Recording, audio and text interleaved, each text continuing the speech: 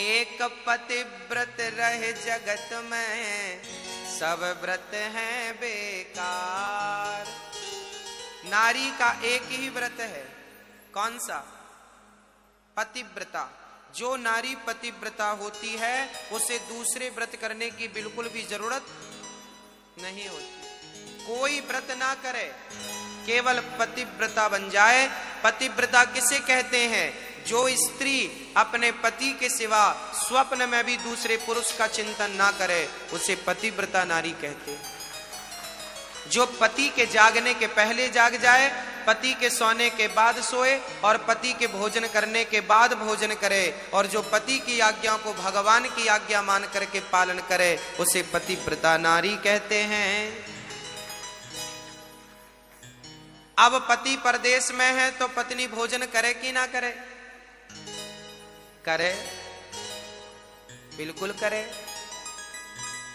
पति परदेश में है तो फिर आप भोजन कर लो। पति भोजन कर लिया होगा। पहले के जमाने में पतिव्रता माताएं क्या करती थी? यदि पति परदेश में होता था तो पति के लिए भोजन वो लगाती थी और पति का पूरा भोजन गाय को खिला देती थी और गाय से कह देती थी कि माँ, मैंने तुझे खिला दिया, तू ये भोजन मेरे पति तक पहुंचा दे। तो आपका पति परदेश में कहीं भी होगा, पतिव्रता नारी ने यदि सच्चे भाव से गाय को भोजन कराया है तो जो जो तुमने गाय को खिलाया है वही वही उसको किसी भी प्रकार से वहां प्राप्त हो जाएगा।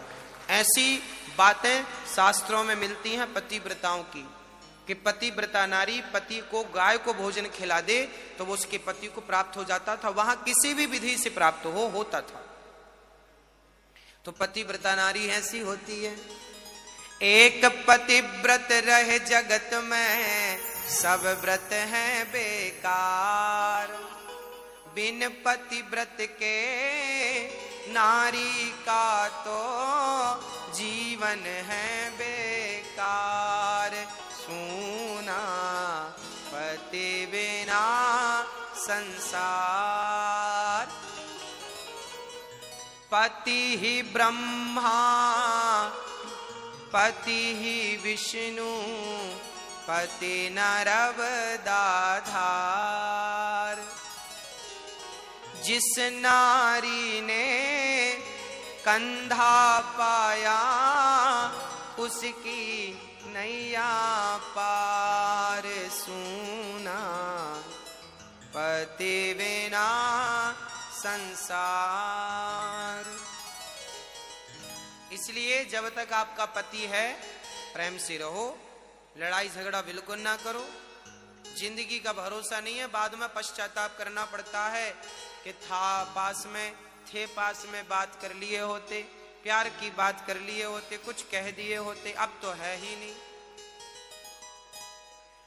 इसलिए पत्नियों को अपने पति में ही ईश्वर का दर्शन करना चाहिए, उनकी ही आज्ञा का पालन करना चाहिए।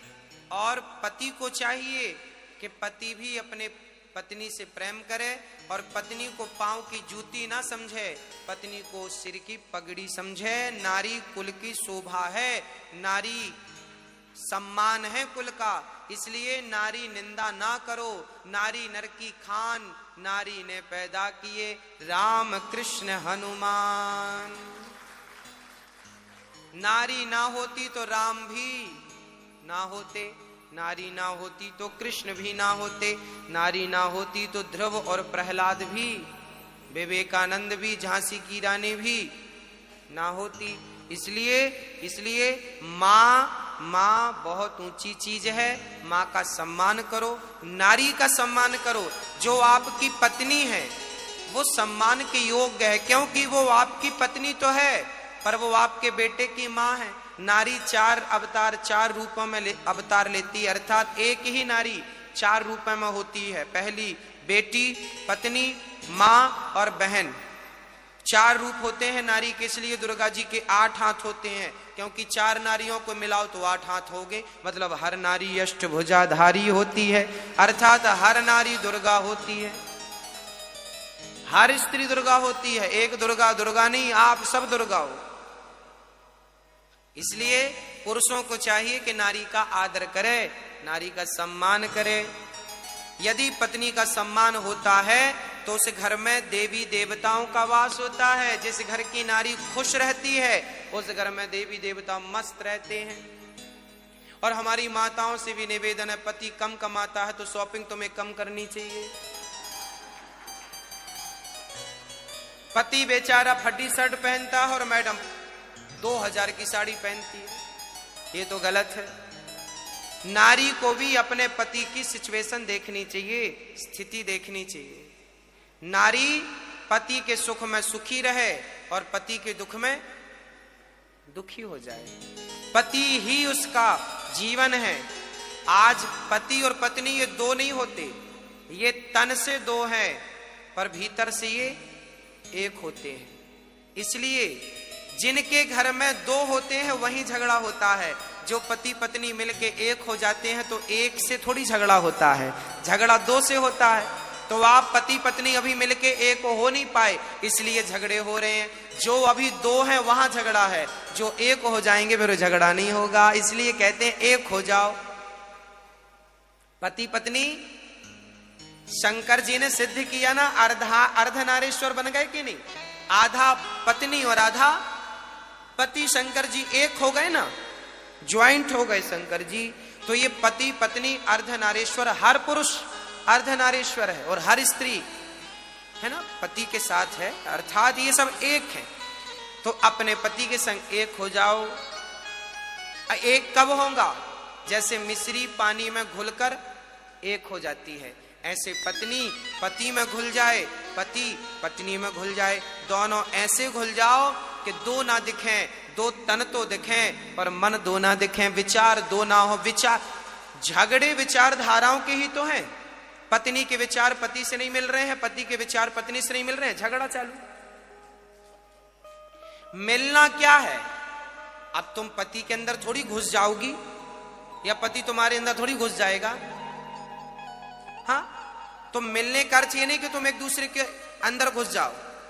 मिलने का अर्थ ये है कि पत्नी की विचारधारा पति समझ ले और पति पत्नी की विचारधारा पति, पति की विचारधारा, मतलब तुम दोनों की विचारधाराएं दो ना हो, एक हो। जो पत्नी सोच रही है वही पति सोचे, जो पत्नी पति सोच रहा है वही पत्नी। जब तुम एक ही मार्ग पर चलोगे दोनों लोग तो यही एक हो जाना है, इसी का नाम एक है। और जहां एक बात होती है वहां झगड़े नहीं होते, जहां दो बातें होती हैं वहां झगड़े होते हैं। तो मेरी मैया पति से मिलकर एक हो जाओगी और पति देवता पत्नी से मिलकर एक हो जाएंगे। एक हो जाएंगे तो झंझट मिट जाएगी। तो गृहस्थी भी आपकी अच्छी होनी चाहिए, सुखमय होनी चाहिए, रोता हुआ जीवन नहीं होना चाहिए, हंसता